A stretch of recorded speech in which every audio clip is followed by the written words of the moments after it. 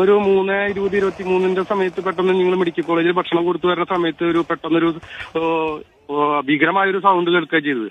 അപ്പൊ നിങ്ങളുടെ പള്ളിയുടെ അവിടുത്തെ വെടിക്കെട്ടാണെന്നുള്ള നിലയിൽ ഇതായി. അപ്പോഴേക്കും പിന്നെ ആകെ പുക നിറഞ്ഞ് ഭയങ്കര വിഷയം. അപ്പോഴേക്കും നിങ്ങളോട് ഓടിയെത്തുമ്പോഴേക്കും ആകെ കത്തി ഒരുപാട് രണ്ടുപേരെ കൈ അതുപോലെ തന്നെ ചെസ്റ്റിന്റെ ഭാഷമൊക്കെ തെറിച്ച് റോട്ടിൽ കിടക്കുന്ന ഒരു അവസ്ഥയാണ് കണ്ടത്. അപ്പോഴേക്കും ആംബുലൻസ്, ഫയർഫോഴ്സ്, MLA ഒരുപാട് പേരെയൊക്കെ ബന്ധപ്പെട്ടു. ഇപ്പൊ ഫയർഫോഴ്സ് എത്തി അണച്ചു തുടങ്ങി. പക്ഷെ പൊട്ടി കഴിഞ്ഞിട്ടില്ല, ഇപ്പോഴും നിരന്തരം പൊട്ടിക്കൊണ്ടിരിക്കുകയാണ്.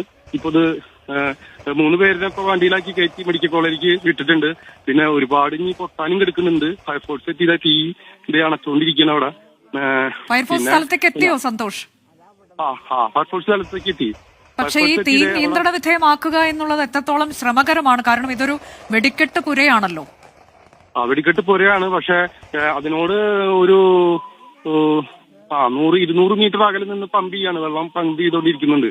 മാത്രമല്ല ഇപ്പൊ ഈ പ്രദേശത്തുള്ള ഒരുപാട് വീടുകൾക്ക് ചില്ലുകള് എല്ലാം പൊളിഞ്ഞു നാശമായിട്ടുണ്ട്. പിന്നെ ചുറ്റുവട്ടത്തുള്ള ഒരുപാട് പേർക്ക് ഗ്ലാസ് പൊട്ടി കൈമിലെല്ലാം പൊളിഞ്ഞു എന്ന് പറഞ്ഞ ഒരുപാട് പേര് ഹോസ്പിറ്റലിലേക്ക് പോയിട്ടുണ്ട്. അങ്ങനെ ചെറിയ ന്യൂസുകളാണ് കേൾക്കാൻ പോയത്. തൊട്ടടുത്ത വീടുകളുണ്ടോ സന്തോഷ്?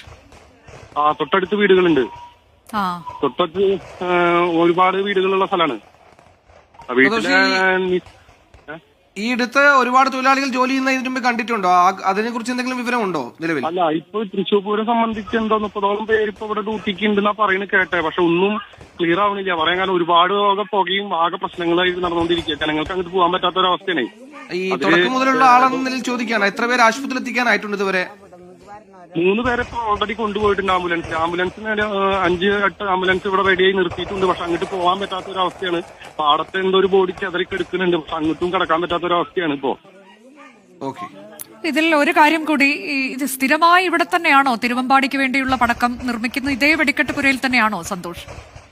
തിരുവമ്പാടി അതുപോലെ തന്നെ പാറമേക്കാവിനുള്ള സതീഷാണ് 2 കൊല്ലം മുന്നെല്ലാം 2 കൂട്ടരുടെയും വെടിക്കെട്ട് പൊട്ടിച്ചിരുന്നു. ഇപ്രാവശ്യം വേറെ സതീഷിന്റെ കറോസിലാണ് പൊട്ടിക്കുന്നതെന്ന് തോന്നണത്. പക്ഷെ അവിടേക്കുള്ള വെടിക്കെട്ടാണ് ഇവിടെ പലരും പറയുന്നത് കേൾക്കണത്. ഇപ്പൊ തൃശ്ശൂർ പൂരം ആണല്ലോ ഞായറാഴ്ച. അപ്പൊ അതിനനുബന്ധമായിട്ടുള്ള സാധനങ്ങളാണ് ഇപ്പൊ ഇവിടെ ഉണ്ടാക്കിക്കൊണ്ടിരിക്കുന്നതെന്ന് പറയുന്നത് കേട്ടെ.